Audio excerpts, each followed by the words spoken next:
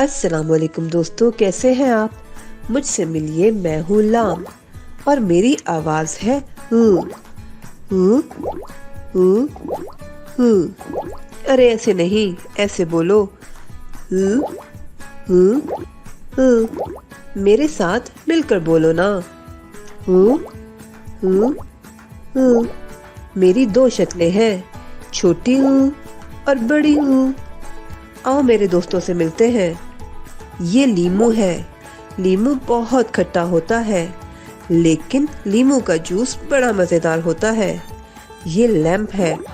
रात को लैंप की रोशनी में पढ़ने का बड़ा मजा आता है। ये लहसुन है। खाने में लहसुन का इस्तेमाल बहुत जरूरी है, क्योंकि ये अच्छी सेहत के लिए जरूरी है। ये लट्टू है। बच्चे लट्टू से बड़े शौक से खेलते हैं।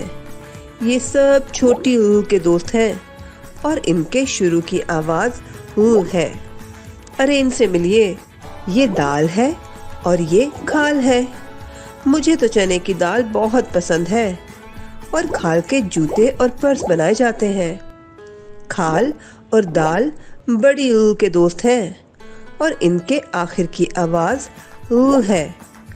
अब मेरे साथ मिलकर बोलो, छोटी ऊ शुरू में, बड़ी ऊ आखिर में। अरे कहाँ जा रहे हो? मैंने तो ल पर नज्म लिखी है। आओ मिलकर पढ़ते हैं।